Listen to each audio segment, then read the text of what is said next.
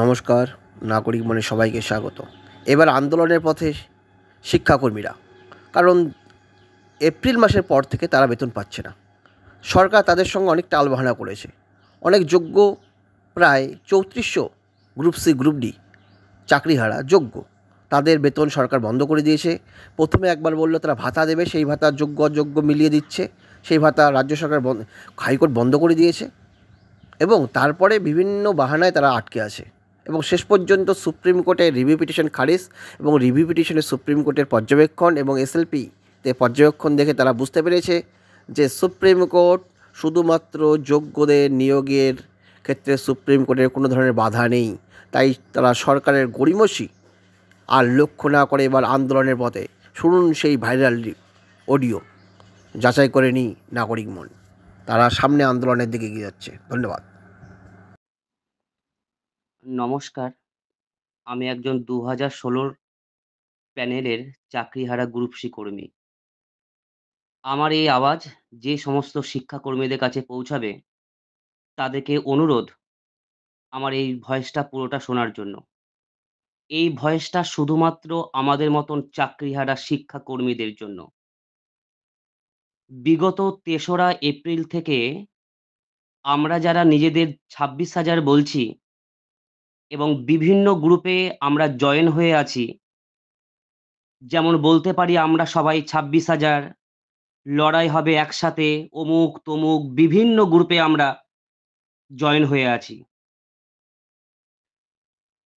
বিভিন্ন গ্রুপে একটা জিনিস আপনারা খেয়াল করেছেন? কোনো শিক্ষক বা শিক্ষিকা, সেটি 19,000ই হোক বা 4,051 গ্রুপ হোক, কেউই আমাদের শিক্ষাকর্মীদের নিয়ে কেউ কি চিন্তিত আছে? সেই সমস্ত গ্রুপের নাম দেখলে বোঝা যাবে তারা মনে হয় আমাদের জন্য খুবই চিন্তিত। আসলে তা নয়। কারণ নিজে বাঁচলে বাপের নাম।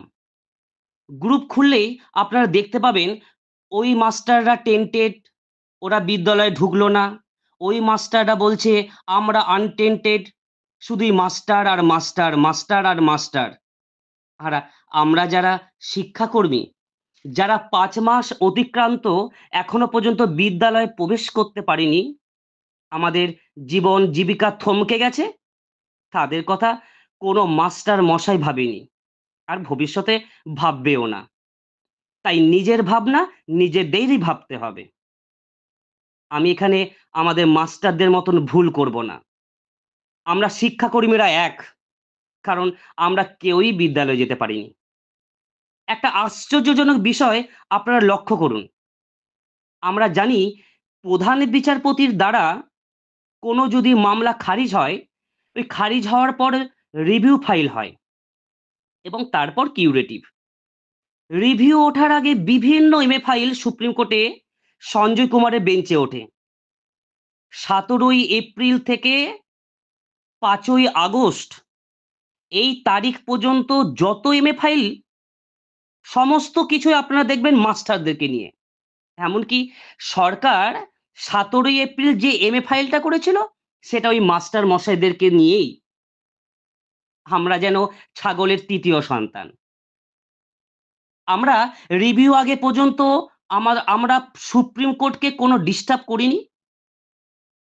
করেছি কি? আমরা কোনো ডিস্টার্ব করিনি। কোনো কেসের মাধ্যমে আমরা সুপ্রিম কোর্টে কোনো ডিস্টার্বেন্স করিনি।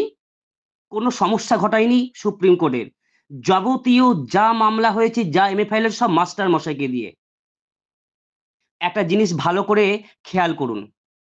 যেখানে রিভিউ ডিসমিস করলে, সেখানে আবার আজকে ওই মামলায় জাস্টিস সঞ্জয় কুমার এন্টারটেইনমেন্ট করলো।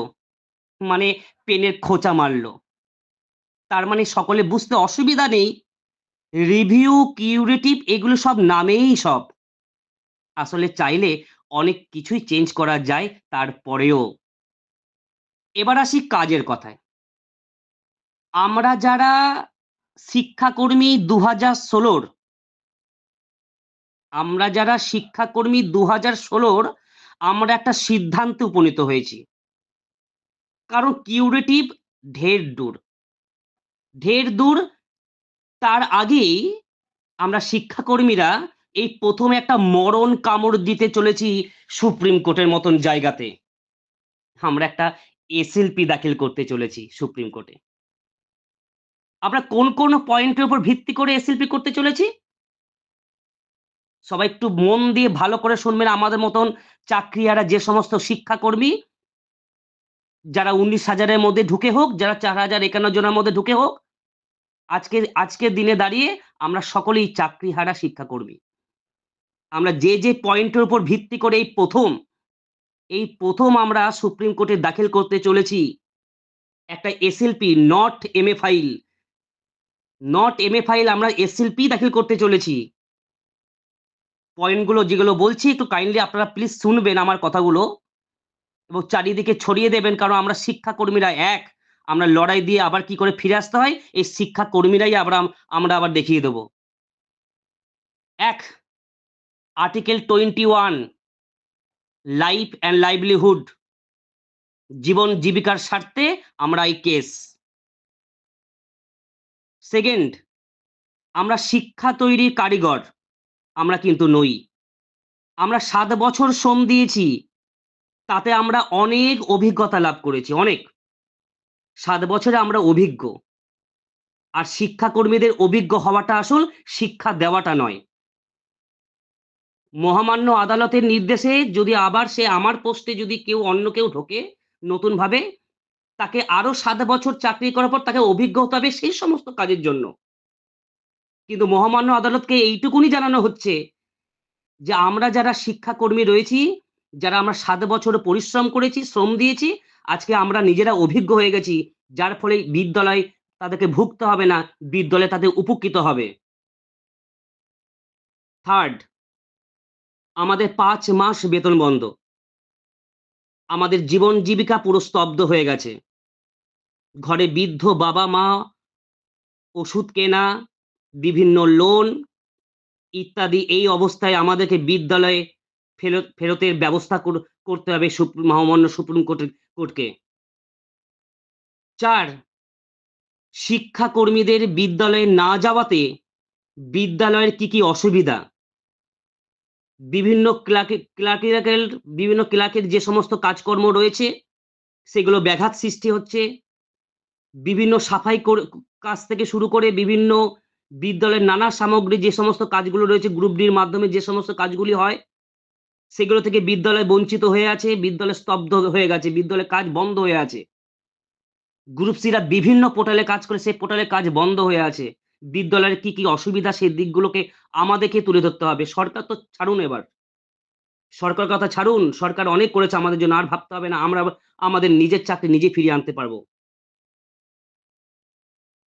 এত কিছু আবেদন যদি উনি নাও শোনেন, সর্বশেষ একটা আবেদন, আমাদের লাস্ট আবেদন থাকবে। আমাদের সমস্ত আবেদন যদি আপনি খারিজ করেন, তাহলে মহামান্য সুপ্রিম কোর্টের কাছে আমাদের আবেদন, আমাদের এই শিক্ষাকর্মীদেরকে স্বেচ্ছায় মৃত্যুবরণ দিন। আমাদের শিক্ষাকর্মীদেরকে স্বেচ্ছায় মৃত্যুবরণ দিন। কারণ আমাদের জীবন জীবিকা চলে যাওয়া মানে আমাদের মৃত্যুবরণ আমাদের সেম জিনিস। আশা করছি সুপ্রিম কোর্টের টনকটা নড়বে এবার। একটাই আমার বার্তা, এই গ্রুপের যে সমস্ত শিক্ষাকর্মী আছে, তারা 19,000 হোক বা 4,091 জন হোক, কারা রাজি দয়া করে একটু জানাবেন। যারা রাজি হবে এই এসএলপি করতে, তাদের নিয়ে চলা হবে নিজের জীবন জীবিকা বাঁচাতে। আর হ্যাঁ, এই এসএলপি কিউরেটিভের আগে যে কোনো মূল্যে করতে হবে। এই এসএলপিটা আমাদেরকে কিউরেটিভের আগে যে কোনো মূল্যে করতে হবে। হাতে খুব অল্প সময়। আমরা সুপ্রিম কোর্টের এমন একজন সিনিয়রকে দিয়ে করাচ্ছি, যার গ্রহণযোগ্যতা প্রচুর। তার নাম অনেকেই জানেন আপনারা। আর চেষ্টা করছি প্রধান বিচারপতির বেঞ্চে মেনশন করাতে। দয়া করে মাস্টারদের গণ্ডি ছেড়ে সব শিক্ষাকর্মীদের এক হয়ে এই শেষ মরণ কামড়টা দিই। আশা করব এই ফল আমরা ভালোই পাবো। সবাই একত্রিত হন, যত আমরা শিক্ষাকর্মী আছি, এই এসএলপিটা আমাদের জীবনের একটা চরম মুহূর্ত এনে দাঁড় করাবে। একটা ভালো মুহূর্ত, হয়তো এখান থেকে অনেক কিছু ফিরে পেতে পারি আমরা।